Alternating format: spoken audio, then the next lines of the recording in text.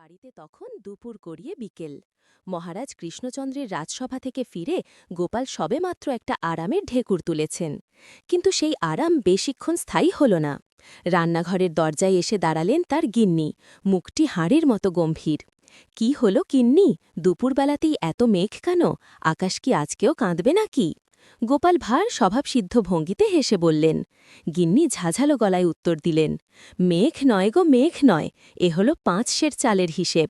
তুমি কাল বাজার থেকে ৫ সের চাল এনেছিলে, এখন দেখছি হাঁড়িতে চাল আছে মোটে ৪ সের আধা ছটাক। বাকি চাল গেল কোথায়?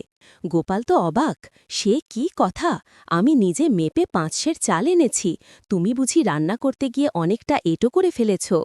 গিন্নি কোমরে আঁচল গুজে বললেন, ওহ তাই বুঝি, চাল আমি এঁটো করেছি, তুমি কি আমাকে চোর বলছ?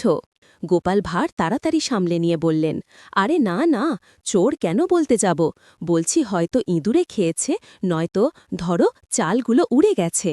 উড়ে গেছে? চাল কি তোমার মতো উড়নচণ্ডী নাকি যে উড়ে যাবে? আর ইঁদুরগুলো কি শুধু তোমার চালের জন্যই দাঁত মাজে? গিন্নি তেলে বেগুনে জ্বলে উঠলেন। গোপাল দেখলেন তর্ক করে লাভ নেই। তিনি একটি দীর্ঘশ্বাস ফেলে বললেন, আচ্ছা আচ্ছা, দাঁড়াও, হিসেবটা আমিই করি। গোপাল একটি বড় খাতা আর একটি কলম নিয়ে এলেন। গিন্নি কৌতূহলী হয়ে দেখলেন। গোপাল লিখতে শুরু করলেন। মোট চাল আনা হয়েছিল ৫ সের, চাল আছে ৪ সের আধা ছটাক, বাকি চাল ৫ সের বিয়োগ ৪ সের আধা ছটাক সমান ০ সের ১৯ ছটাক, প্রায় ১ ছটাক। গোপাল গম্ভীর মুখে বললেন, এই দেখো গিন্নি, ১৯ ছটাক চালের হিসেব দিতে হবে, এবার বলো কোথায় গেল সেই চাল?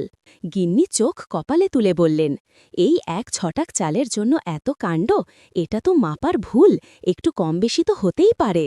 গোপাল ভাঁড় মুচকি হেসে বললেন, আহা গিন্নি, কম বেশি তো হতেই পারে, ঠিক যেমন তোমার রাগের কম বেশি হয়। তুমি তো ১ সের চাল কম হলে ঘর মাথায় করতে, আর ১ ছটাক কম হলে বলছ মাপার ভুল। হিসেব তো হিসেবই, তা সে ১ সেরই হোক আর ১ ছটাকই হোক। গিন্নি বুঝতে পারলেন গোপাল তাকে চালের হিসেব দিয়ে নয়, আসলে তার ঝগড়ার স্বভাব নিয়েই মজা করছেন। তিনি আর কিছু না বলে রাগের ভান করে রান্নাঘরে ফিরে গেলেন।